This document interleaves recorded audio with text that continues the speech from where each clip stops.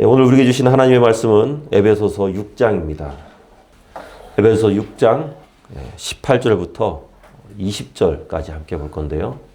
우리 한 목소리로 함께 읽도록 하겠습니다. 시작. 모든 기도와 간구를 하되 항상 성령 안에서 기도하고 이를 위하여 깨어 구하기를 항상 힘쓰며 여러 성도를 위하여 구하라. 또 나를 위하여 구할 것은 내게 말씀을 주사 나로 입을 열어 복음의 비밀을 담대히 알리게 하옵소서 할 것이니 이 일을 위하여 내가 쇠사슬에 매인 사신이 된 것은 나로 이 일에 당연히 할 말을 담대히 하게 하려 하심이라. 아멘. 지금 우리는 에베소서를 지금 계속 보고 있어요. 연속으로 보고 있는데 바울은 에베소에 보내는 편지의 결론에서 무엇보다도 기도를 강조하고 있습니다. 기도야말로 하늘의 능력을 다운로드 받는, 내려받는 최고의 방법이 기도이기 때문입니다. 그렇게 하늘의 능력을 내려받을 수 있는 기도, 성령 안에서 해야만 그 기도가 하늘의 능력을 내려받을 수 있게 되는데, 성령 안에서 기도하는 것은 첫째로 성령의 능력으로 기도하는 것이고, 둘째로는 성령의 인도하심을 받아 기도하는 것, 세 번째로 성령의 터치를 가지고 기도하는 것. 여기까지 이제 지난주에 함께 살펴봤어요. 그리고 오늘은 네 번째를 살펴볼 건데요. 바로 성령 안에서 기도하는 사람은 늘 깨어서 기도하는 사람입니다. 사실 고난 중에는 기도하지 말라고 해도 기도합니다. 어려움이 닥쳐왔을 때 크리스천이라면은 기도 외에는 방법이 없다라는 것을 본능적으로 알죠. 그래서 열심히 기도해요. 그런데 이 조금 살만하다 싶으면은 기도의 끈을 놔버리는 분들 많습니다.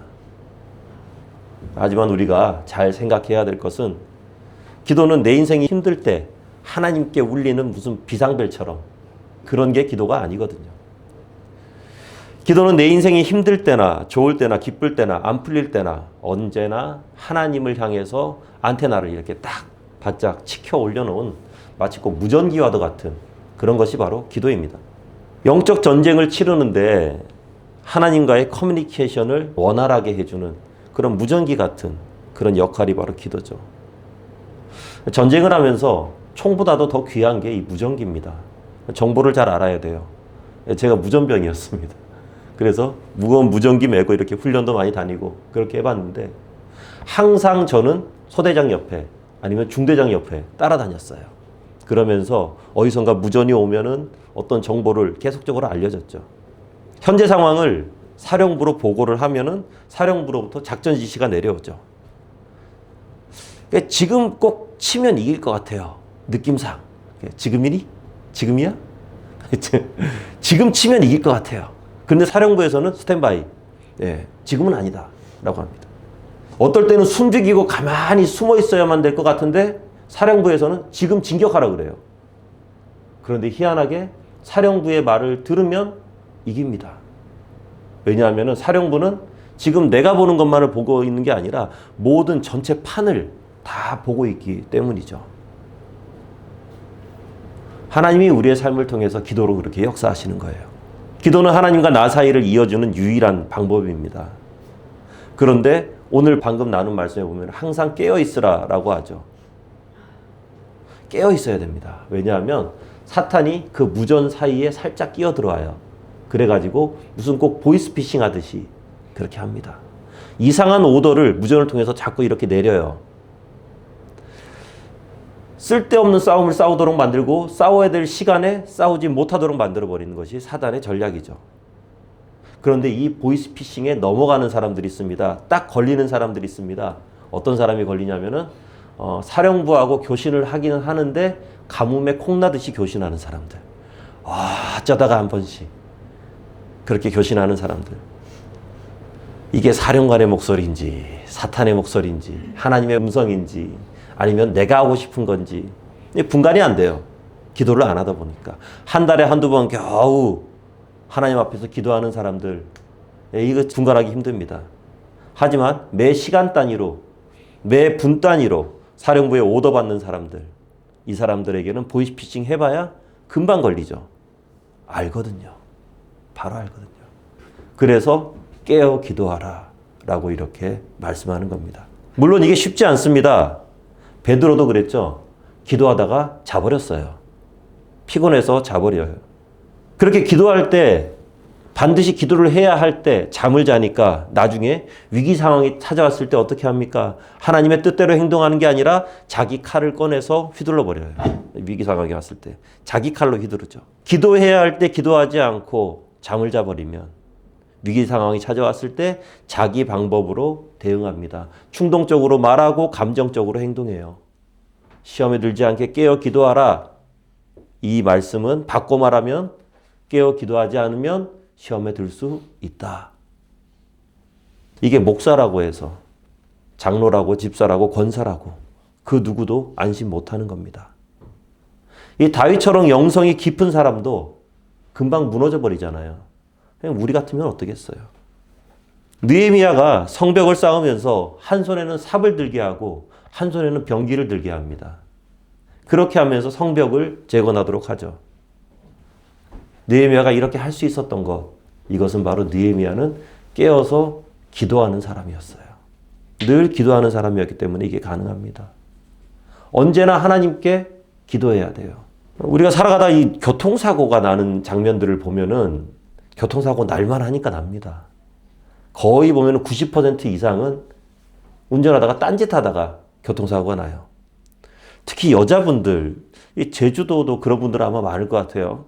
한 번씩 보면은 정말 대단한 분들이 있습니다. 운전하다가 한 손에 스타벅스 하나 들고 한 손에 이제 화장품 들고 이렇게 화장품 찍어 바르고 핸드폰은 또 스피커폰에서 막 통화하고 있어요.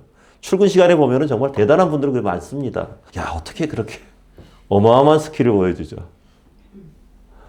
어떤 분들도 그렇게 얘기하죠. 야, 나는 그래도 사고 안 나는데? 나는 괜찮은데? 아유, 하나님의 기적과도 같은 은혜로 사고 안 나고 사는 거예요.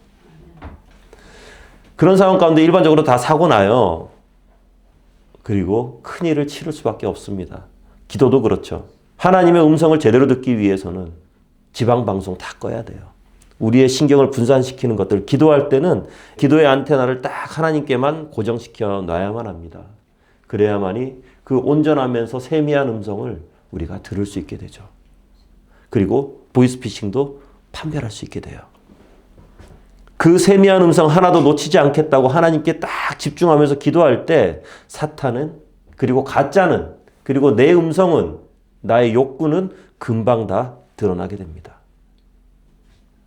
그리고 이렇게 성령 안에서 깨어서 기도하는 사람들에게 항상 따라오는 게 있어요. 깨어서 기도하는 사람들에게. 바로 성령 안에서 기도하는 사람들의 특징 5번째인데요. 바로 감사입니다. 골로새서 4장 말씀 우리 함께 읽겠습니다. 시작. 기도를 계속하고 기도에 감사함으로 깨어 있으라. 아멘. 깨어서 기도하는 사람들의 특징은 감사가 나오는 거예요. 예전에 사역할 때도 이렇게 기도 많이 하시는 분들이 있습니다. 그런 분들하고 이렇게 대화를 나누다 보면은 요즘 어떤 기도 하시냐 이렇게 물어보면은요. 정말 이것저것 정말 기도들 많이 하세요. 기도하시는 분들 보면. 옆집 순이네 집안 가정사를 놓고 기도하기도 하고 막 그렇게 기도하다가 지구 반대편에서 일어나는 전쟁을 놓고도 막 기도합니다. 참 많은 것들 기도해요. 그런데 이렇게 기도의 제목들을 가만히 이렇게 들어보면은 감사가 참 없어요. 감사가 없어요. 그나마 그것도 좀 그렇죠. 하나님께 너무 구하기 막 달라고만 하기 민망하니까 인사치레로 그냥 하나님 땡큐 이렇게 하면서 하나님 아버지 감사합니다 그냥 시작하고 마는 거예요. 하지만 우리 모두의 기도에는 언제나 감사가 흘러넘치시기를 간절히 소망합니다. 그래서 수요일 날 기도회를 할 때 기도하면서 크게 한 3가지 기도 제목을 놓고 항상 기도하거든요. 가능하면 2가지 정도는 감사 기도를 하려고 노력을 해요. 감사 기도를 하려고. 감사할 때 그 감사의 영성 가운데 놀라운 은혜가, 축복이 반드시 임하게 되거든요. 같은 말을 해도 어떻게 하느냐에 따라서 완전히 달라지는 게 이 사람 말입니다. 부모님께 핸드폰 사달라고 하면서 나 아이폰 하나 사주세요. 그렇게 하면서 도대체 나에게 부모님 해준 게 뭐가 있어요? 막 따지면서 나 핸드폰 안 사주면 집 나가버릴 거야. 대화가 뭐가 없어. 핸드폰 사줘. 그러면은 일단 몇 대 맞고 시작해야죠. 그죠? 그건 대화가 안 됩니다. 그렇게 하고 난 다음에 뭔가 그 다음을 생각해 봐야 됩니다.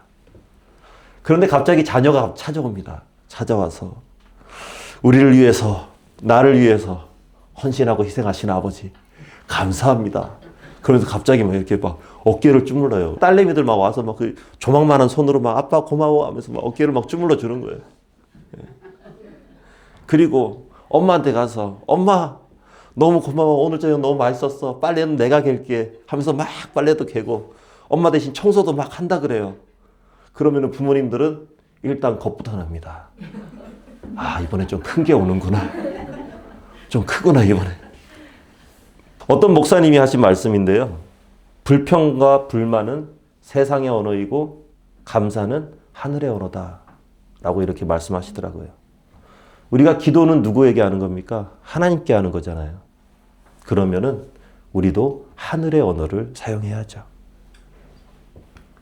빌립보서 4장 말씀 우리 함께 읽어보겠습니다. 시작. 아무것도 염려하지 말고 다만 모든 일에 기도와 간구로 너희 구할 것을 감사함으로 하나님께 아뢰라. 그리하면 모든 지각에 뛰어난 하나님의 평강이 그리스도 예수 안에서 너희 마음과 생각을 지키시리라. 아멘.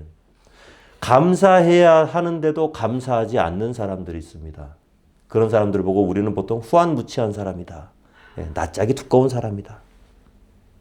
때로는 호의를 당연하게 여기는 사람들이 있습니다. 굉장히 뻔뻔한 사람들이죠. 하지만 일반적인 사람들은 다른 사람들에게 감사를 표현해야 할 때 표현해야 하는 것이 맞다고 생각합니다. 그게 당연한 도리라고 생각하죠. 감사할 일이 있으면 반드시 그 감사를 표현해야 된다. 여기까지는 뭐 누구나 할 수 있는 겁니다. 하지만 크리스천들은요, 도저히 감사하기 힘든 상황에서 감사하는 것. 그게 바로 크리스천입니다. 보통의 눈으로 보면은, 야, 저 사람은 참 안 됐다. 인생이 참 저렇게 꼬이나.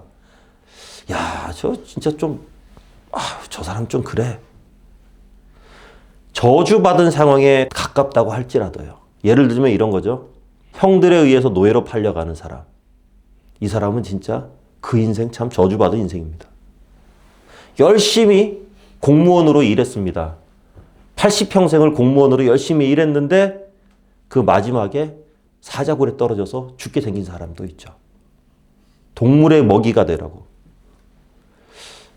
열심히 전도하고 헌신하고 봉사하고 내 모든 인생을 다 들여서 하나님께 드렸는데 그 인생의 말로에 감옥에 갇히고 사람들에게 두드려 맞고 자기 민족들에게 쫓김을 당하는 그런 사람들. 이런 사람들을 보고 우리가 과연 제대로 된 인생이다 라고 말할 수 있겠느냐. 하지만 그런 상황이 온다 할지라도 감사하는 거예요. 왜냐하면 내가 하나님의 뜻에 합당하게 살아가고 있다면 이 모든 상황을 컨트롤하는 것은 바로 하나님이시라는 그런 확신이 마음 가운데 있기 때문입니다. 그리고 이 확신은요, 오직 기도를 통해서만 알 수 있는 거죠. 하나님께서 그 마음에 평강을 주시는 거예요. 그러니까 세상 사람들이 봤을 때는 야, 이 상황에서 감사를 해? 하면서 꼭 정신 나간 사람처럼 대할 수도 있지만 하나님께 감사할 수 있고요. 그 감사하는 세월이 지난 후에 돌이켜보면 야, 그때 당연히 내가 감사할 상황이었구나 라는 것을 알게 되는 거예요. 찬양 가사 중에서 이런 가사 있죠. 시험 걱정 모든 괴로움 아니진 자 누군가 부질없이 낙심 말고 기도드려 아뢰세. 이렇게 아뢰일 때 우리가 감사함으로 기도하면 하늘의 평안을 얻게 됩니다. 그리고 그 모든 과정 가운데 역사하시는 하나님을 우리가 볼 수 있게 돼요. 이게 진짜 기도거든요. 다른 게 기도가 아니라요.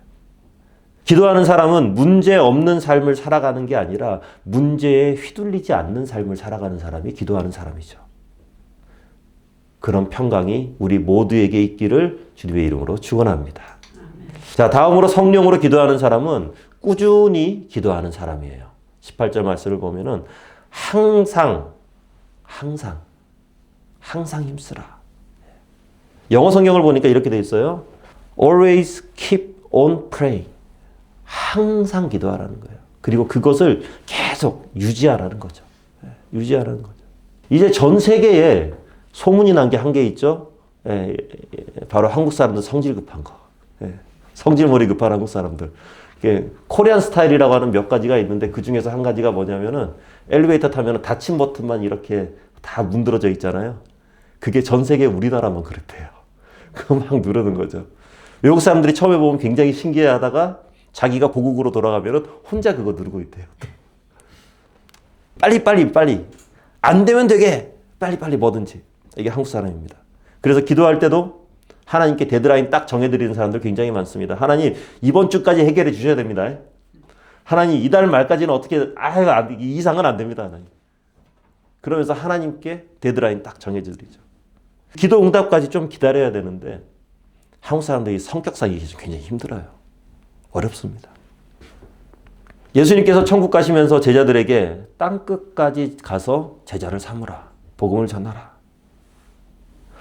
그때 당시에 뭐 변변하게 탈 것도 없고 열심히 걸어가야 되는 그런 시대였는데 그런데 또 땅끝까지 가라고 말씀하셔놓고 또 지금은 또 기다리래요.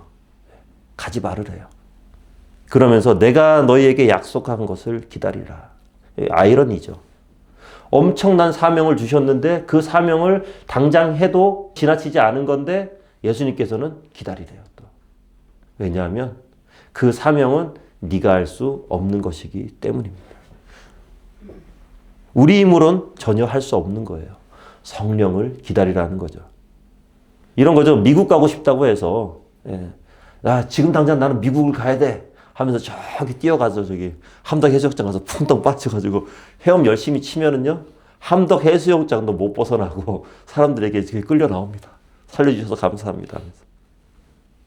미국 가고 싶으면은 차분하게 인터넷 켜고 티켓팅하고 제주공항 갔다가 김포에서 버스 타고 인천으로 또 가서 거기서 기다렸다가 그렇게 가야 돼요. 이게 가장 빠른 길이거든요. 항상 기도하는 것, 꾸준히 기도하는 것. 이거는 내가 당장 뭔가를 하고 싶고 지금 당장 어떤 결과를 나오기를 바라지만 조급해지지 않고 지치지 않고 포기하지 않고 하나님의 시간과 하나님의 때와 하나님의 방법을 기다리면서 기도의 끈을 놓치지 않는 것.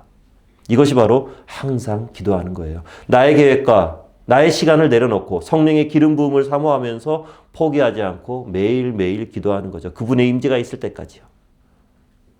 Always keep on praying. 우리의 생각과 고민과 판단과 경험에서 하나님의 계획을 그쪽으로 끌어들이는 것이 아니고 하나님의 기가 막힌 타이밍을 기대하면서 기도하는 거예요. 우리 잘 아는 찬양 중에서 이 찬양 있잖아요. 내게로부터 눈을 들어 주를 보기 시작할 때 주의 일을 보겠네. 모든 시선을 주님께 드리고 우리의 모든 것들을 항상 주님께 고정시켜 놓고 살아계신 하나님을 우리가 느끼기 시작할 때 우리의 삶은 더 이상 내 삶이 아니라 하나님의 역사가 되는 거죠. 이게 바로 항상 기도하는 사람의 묘미입니다. 항상 기도하는 사람에게 일어나는 놀라운 기적이 우리의 삶 가운데도 풍성하게 일어나게 될 줄로 믿습니다. 이렇게 응답받는 기도를 자꾸 하잖아요. 그러면은 영적 기쁨이 충만해집니다. 우리 요한복음 말씀 함께 읽어보겠습니다. 시작. 지금까지 너희가 내 이름으로 아무것도 구하지 아니하였으나 구하라. 그리하면 받으리니 너희 기쁨이 충만하리라. 아멘. 이 삶의 기쁨이 충만한 사람은요, 기도하는 사람이에요.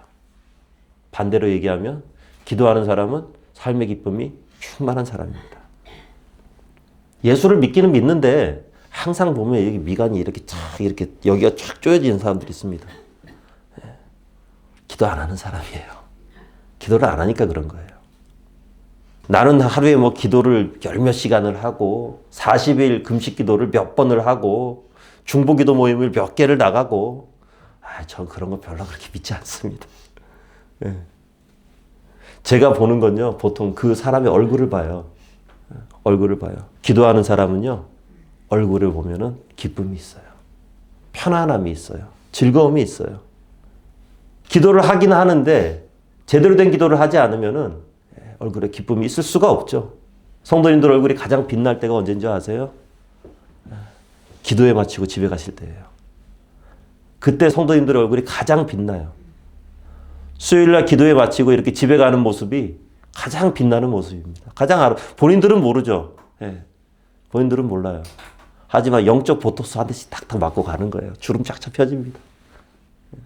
최고예요. 기미주근깨 사라지고 막 그래요. 내 삶은 깝깝하고 걱정 근심이 한 트럭으로 쌓여 있지만 기도하면서 하나님과 무전기로 이렇게 직접 연락을 주고받다 보니까 내 앞에 쌓여 있는 그 한 트럭의 근심거리가 내 게 아니라 사탄이 그냥 내 앞에다 세워놓은 것일 뿐인 거예요. 물론 일상의 삶을 살아가다 보면은 그 근심 걱정을 자꾸 보게 되잖아요. 그 한 트럭이 이렇게 쌓여 있는 거 보면은 심란하거든요, 마음이. 그런데 기도하면은 하나님께서 야, 그거 네 거 아니야. 걱정하지 마. 너는 내가 책임지잖아. 그거 네 거 아니다. 걱정할 게 하나도 없어요.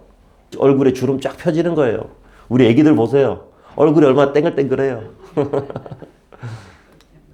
우리 애기들처럼 얼굴이 쫙 펴져요. 크리스천은 기도할 때 가장 아름답습니다. 그렇게 하늘의 비밀을 알고 기쁨이 충만하시기 바랍니다. 자, 마지막으로요. 성령으로 역사하는 사람, 성령으로 기도하는 사람은요. 반드시 중보기도를 합니다. 중보기도를 해요. 18절 마지막 보면은 여러 성도들을 위하여 기도하라 라고 이렇게 말씀하고 있죠. 어떻게 보면은 기도의 하이라이트가 바로 중보기도가 아닌가. 주기도문 할 때도 우리가 그러죠. 하늘에 계신 내 아버지여 그렇게 안 하거든요. 하늘에 계신 우리 아버지여 그렇게 기도하거든요. 성령으로 기도하는 사람, 그 사람은요. 기도가 어느 순간 내 안에서 멈춰 있는 것이 아니라 기도가 자꾸만 바깥으로 이렇게 뻗어나갑니다. 기도를 자꾸 하다 보면 그렇게 될 수밖에 없어요. 처음에는 기도가 나에게서 시작되는데 시간이 지날수록 성령께서는 다른 사람들을 자꾸 이렇게 품게 하십니다. 우리 가족만을 위해서 기도해요. 처음에는 우리 아이를 놓고 기도하고 남편을 놓고 아내를 놓고 이렇게 자꾸만 기도하는데 그렇게 기도하다가 갑자기 제주도 전체의 가정을 놓고 기도를 시작합니다. 막 그 깨어진 가정이 막 생각이 나는 거예요. 기도하다 보면. 그 깨어진 가정이 생각나는데 이상하게 막 가슴이 아파요. 그러면 이제 그들을 놓고 또 기도하는 거예요. 왜 내가 그들 때문에 가슴이 아파야 돼요? 그 이유는 몰라요. 성령께서 하시니까. 그냥 기도하는 거죠. 그렇게 기도하다 보면은 갑자기 또 기도가 막 뻗어나갑니다. 뻗어나가다가 어느 틈엔가 저 얄미운 중국하고 일본을 위해서 또 막 기도하게 돼요. 예. 저 나라들을 위해서 기도하고 싶지는 않은데 이상하게 기도가 돼요. 왜요? 하나님께서 시키니까요. 하나님의 마음으로 그들을 바라보니까 그들이 우리나라를 힘들게 하는 그런 나라로 보이는 것이 아니라 그 백성들이 하나님의 은혜가 필요하고 그리스도의 복음이 필요한 사람들로 보이기 시작하는 거죠. 하나님의 마음을 알게 되는 거죠. 기도하기 시작하는 거예요. 나는 싫은데 성령께서 내 기도의 지경을 자꾸 넓혀갑니다. 퍼뜨려갑니다. 그래서 우리의 영성은요. 내가 어디까지 기도하느냐에 따라서 그 영성이 좀 결정되기도 하죠. 중보기도는 내가 좋아하는 사람을 위해서 하는 기도가 아닙니다. 어떻게 보면 내가 껄끄러운 사람, 썩 마음에 들지 않는 사람, 그런 사람들을 위해서 기도하는 것이 또 이 중보기도거든요. 욥이 있잖아요. 욥을 보면은 가장 힘들 때, 욥의 인생에서 가장 바닥에 떨어져 있을 때 친구들이 찾아오죠. 그런데 이 친구들 와서 뭐라고 합니까? 입 바른 소리 딱딱 해댑니다. 왜 그렇죠? 사업에 실패하거나 시험에서 떨어진 사람들, 그 사람들 찾아가서 위로해 준답시고 한다는 말이 뭐라고 합니까? 네가 이렇게 해서 사업 실패한 거야. 야, 너 시험 준비를 이런 식으로밖에 안 해가 시험에서 떨어진 거야. 누가 몰라요? 알면서도 잘 안 되니까 그런 거지. 그런데 그런 사람들이 있어요. 욥의 친구들이 딱 그랬죠. 욥은 지금 힘들어 죽겠는데 성경 말씀까지 인용해 가면서 하나님 말씀 인용해 가면서 욥의 실패와 고난을 막 비난합니다. 네가 그러니까 그런 거야. 네가 그러니까 그런 거야. 아주 그냥 상처에다가 왕소금 팍팍 뿌려요. 이렇게. 그런데 욥은 그런 친구들을 위해서 중보기도해요. 그리고 그 욥의 중보기도 후에 놀라운 일이 일어납니다. 우리 욥기 말씀 함께 보겠습니다. 시작. 욥이 그의 친구들을 위하여 기도할 때 여호와께서 욥의 곤경을 돌이키시고 여호와께서 욥에게 아멘. 이 중요한 영적 승리의 비결이 바로 이겁니다. 우리 삶에서 뭔가 안 풀릴 때, 고난과 역경이 있을 때, 뭔가 이렇게 깝깝하게 딱 막혀 있는 것 같을 때, 그 모든 해결책은요, 우리가 용서할 수 없는 사람을 용서하는 거예요. 그를 위해서 기도하는 거예요. 하나님께서는 욥의 곤경을 돌이키시고 축복하시려는 모든 준비를 다 맞춰 놓으셨어요. 그런데 타이밍이 있잖아요. 그 타이밍이 언제예요? 바로 욥의 친구들을 위해서 기도할 때입니다. 그렇게 힘들게 했던 사람들을 위해서 기도할 때 하나님의 모든 축복이 임하는 거예요. 하나님은 우리의 어려움을 해결해 주시기를 원합니다. 하나님은 우리 인생의 실타래를 완벽하게 풀어주시기를 원해요. 우리 안에 미움과 분노가 있으면 그런데 하나님께서 우리 안으로 들어오시지 않으시죠. 우리 안에 여전한 교만이 있으면은 하나님께서는 우리 안에서 역사하시지 않으십니다. 죄와 하나님은 함께 하실 수 없기 때문이에요. 그렇기 때문에 하나님의 은혜를 구할 때 우리가 가장 먼저 해야 될 것은 뭐냐면 내 안에 있는 미움과 분노와 옳지 못한 마음과 못난 것들, 그런 것들 하나님 앞에 다 내려놓으셔야 돼요. 오늘 이 시간에 여러분들의 마음 가운데 여전히 자리 잡고 있는, 그러니까 하나님과 나 사이에서 딱 가로막고 있는 무언가가 있다면은, 누군가가 여러분들의 마음에 힘들게 하고 있다면 그분을 축복해 주시기 바랍니다. 그분을 위해서 기도해 주시기 바랍니다. 그 모든 것들을 다 내려놓으시기를 주님의 이름으로 축원합니다. 예수님의 사랑으로 그를 축복할 때 놀라운 은혜가 우리에게 임하게 될 거예요. 그리고 중보기도해야만 하는 중요한 이유가 또 있죠. 19절 20절 말씀 우리 함께 한번 더 읽어봅니다. 시작. 또 나를 위하여 구할 것은 내게 말씀을 주사 나로 입을 열어 복음의 비밀을 담대히 알게 하옵소서 할 것이니 이 일을 위하여 내가 쇠사슬의 메인 사신이 된 것은 나로 이 일에 당연히 할 말을 담대히 하게 하려 하심이라. 아멘. 이 에베소서를 쓸 당시에 이 바울이 편안하게 있었을 때가 아니죠. 복음을 전한다는 이유로 매를 맞고 모함 때문에 감옥에 갇히고 배가 파손되고 온갖 고난과 고초를 다 당하고 있을 때입니다. 에베소서 쓸 때도 차가운 감옥에서 썼죠. 바울도 사람인지라 굉장히 힘들었을 거예요. 이 상황 가운데 누가 편하다고 이야기하겠습니까? 목사들도 그렇죠. 하나님의 귀한 사역을 감당하는 겁니다. 말로는 이렇게 웃으면서 이야기합니다. 하지만 삶에서 어려움이 닥쳐올 때, 특별히 이 힘든 일들이 있을 때 어떨 때는요,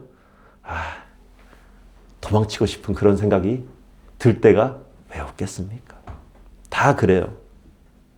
하지만 그런 상황 가운데서 모든 것들을 이겨낼 수 있도록 해주는 것은 바로 중보기도입니다. 누군가가 나를 위해서 기도하고 있다는 그게 이렇게 막 느껴져요. 알게 돼요. 특별히 제가 교회를 쭉 건축하는 그 모든 과정에서 정말 제가 느낀 건데 너무 힘들고 오늘은 정말 아무것도 하기 싫다. 갑자기 그러면은 저 어디선가 전화가 띠리링 옵니다. 와가지고 박 목사 지금 뭐해? 목사님 이제 일을 해야죠. 오늘 점심 때 놀러 가기로 했으니까 가서 밥이나 먹지. 그러면 어떡해요? 또 목사님 또 저기 다른 목사님 오신다는데 열심히 일해야죠. 일하고 있다가 또 가서 함께 밥 먹습니다. 또 이렇게 또 일하다 보면 너무 힘들어요. 주님 정말 힘듭니다. 그러면은 갑자기 카톡이 옵니다. 카톡 하고 옵니다. 이렇게 보면은 누군가가 또 통닭 한 마리를 떡 하고 보내요. 그러면서 목사님 힘드시죠? 먹고 하세요. 그런 걸 볼 때마다 느끼죠. 하나님께서 꼭 너 혼자 하는 것 같지? 아니다. 내가 너하고 함께하고 있다. 수많은 사람들이 함께 기도하고 있다. 그런 기도가 없으면은 버티기 힘듭니다. 바울처럼 이렇게 센 사람도 성도들에게 중보기도 요청하잖아요. 말씀 사역자를 위해서, 특별히 신촌리의 박 목사를 위해서 꼭 중보기도 해주시기 바랍니다. 자, 말씀을 맺습니다. 하늘의 능력을 내려받는 유일한 방법은 기도하는 것인데 그냥 기도하는 것이 아니라 성령 안에서 기도하는 거죠. 그 중에서 첫 번째로는요, 성령의 능력으로 기도하는 것이고요. 두 번째로는 성령의 인도하심 안에서 기도하는 것. 세 번째로는 이 성령의 터치가 있는 그런 기도를 해야 됩니다. 네 번째는 항상 깨어서 기도해야 되고요. 다섯 번째는 감사함으로. 여섯 번째는 항상 꾸준히 기도해야 됩니다. 마지막 일곱 번째는 남을 위해서 기도하는 것. 이것이 바로 성령 안에서 기도하는 거예요. 제가 이렇게 쭉 정리를 하면서 이 중에서 나는 몇 가지를 하고 있을까 이렇게 봤는데 그냥 개수는 말씀드리지 않겠습니다. 여러분들은 어떠십니까? 이 중에서 몇 가지 정도 해당되시는 것 같으세요? 이 중에서 한두 가지 정도 해당되시는 분은 기도 잘하시는 분이 있습니다. 그리고 한 서너 가지 정도 이렇게 해당되시는 분은 꽤나 하나님과의 커뮤니케이션이 수월한 분이 되겠죠. 그리고 다섯, 여섯 가지 아니면 일곱 가지 다 해당된다라고 이렇게 생각되시는 분이라면은 어떤 영적 전쟁에서도 지지 않는 놀라운 하나님의 용사로 살아가시는 겁니다. 우리는 누구나 기도 잘하고 싶습니다. 우리는 누구나 응답받는 기도를 하며 살아가고 싶습니다. 그럴 때 오늘의 말씀 기억하시기 바랍니다. 놀라운 하늘의 능력이 기도를 통해서 우리 모두에게 내려오게 될 것입니다. 기도하겠습니다. 하나님, 우리는 늘 응답받고 싶습니다. 하나님의 놀라운 은혜를 체험하며 하나님의 그 놀라운 능력을 체험하며 살아가고 싶습니다. 그렇게 하나님과 함께 동행하며 살아가고 싶습니다. 하나님의 음성 듣고 그 음성에 맞추어서 살아가고 싶습니다.